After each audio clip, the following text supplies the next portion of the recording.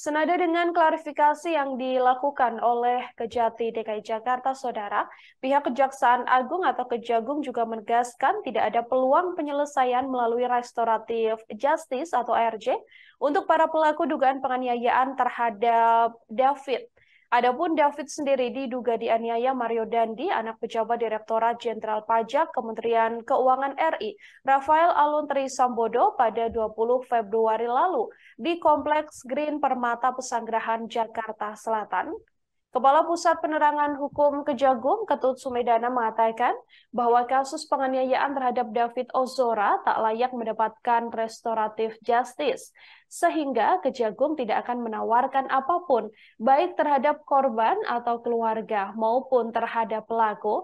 Adapun restoratif justice atau keadilan restoratif ini adalah upaya penyelesaian perkara tindak pidana melalui dialog dan mediasi. Restoratif justice telah diatur dalam Peraturan Jaksa Agung atau Perja nomor 15 tahun 2020. Ada sejumlah hal yang perlu menjadi syarat dalam hal penerapan restoratif justice. Ketut menilai perbuatan para pelaku penganiayaan terhadap David ini tidak memenuhi unsur untuk diterapkan restoratif justice, sehingga perlu ditindak tegas secara hukum. Sementara itu terkait pernyataan Kepala Kejaksaan Tinggi atau Kajati DKI Jakarta Reda Mantovani terkait peluang restoratif justice untuk tersangka penganiayaan David yang masih di bawah umur, yakni AG, menurutnya hal ini merupakan upaya untuk penerapan konsep hukum diversi yang telah diatur oleh Undang-Undang Nomor 3 Tahun 1997 tentang Pengadilan Anak. Namun, Ketut menegaskan bahwa syarat utama dari konsep diversi untuk pelaku anak di bawah umur adalah pemberian maaf dari korban dan keluarga korban.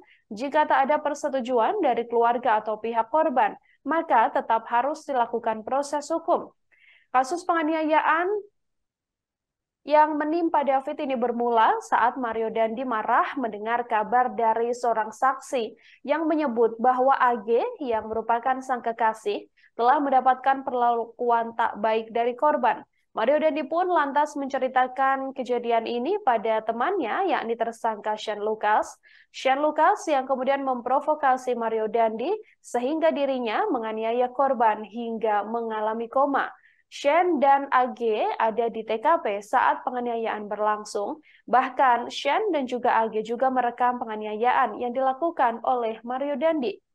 Kini Shane dan Mario sudah ditetapkan sebagai tersangka dan ditahan di ruang tahanan Mapolda Metro Jaya. Sementara AGH yang merupakan pelaku atau anak berkonflik dengan hukum karena masih berstatus di bawah umur, saat ini ditahan di Lembaga Penyelenggara Kesejahteraan Sosial. Ketiganya diduga telah melakukan tindak pidana penganiayaan berat yang direncanakan.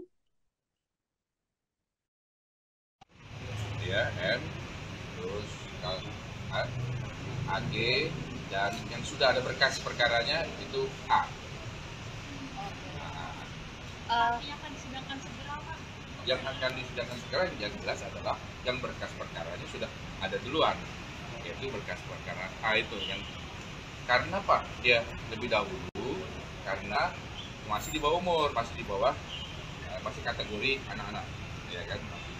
Jadi kita juga menggunakannya undang-undang perlindungan anak juga karena sebagai pelaku anak juga kita harus dilindungi juga, makanya dengan menggunakan undang-undang perlindungan anak.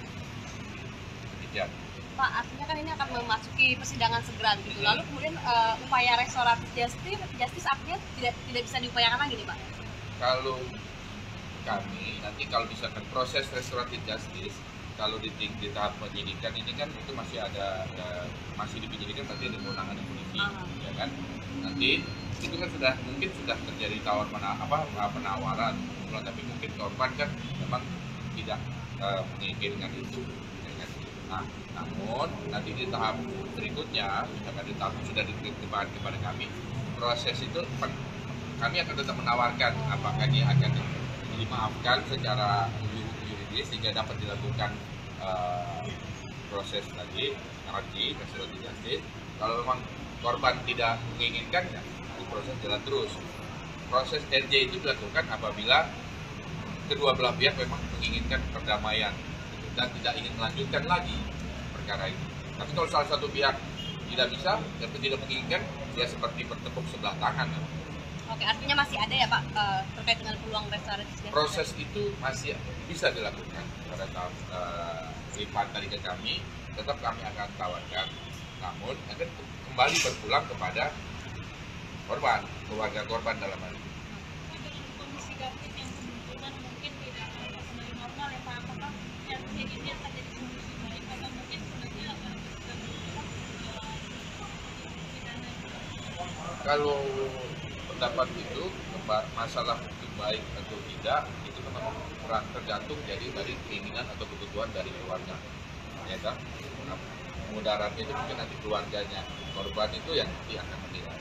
Kalau kami kan aparat penegak hukum ini hanya melakukan proses sesuai hukum acara yang berlaku.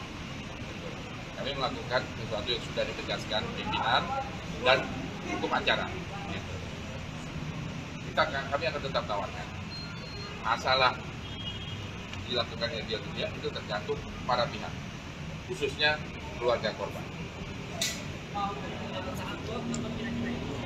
Berkas perkara baru masuk, baru kita belajar. Tapi itu ada batas waktu. Itu batas berkas itu nanti yang jelas nggak begitu makan waktu kira-kira 7 hari. 7 hari.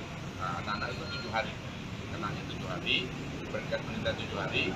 Kalau yang dewasa kan 14 hari, itu 7 hari setengah. 7 hari selesai, kita akan sudah lengkap, B21 saja. Ya, kalau diperkirakan ini tahap 2-nya bulan akhir Maret atau awal April udah bisa. Pak, apakah sekarang kondisi David ini juga menjadi salah satu pertimbangan nanti jaksa? Terima kasih sudah nonton. Jangan lupa like, subscribe, dan share ya.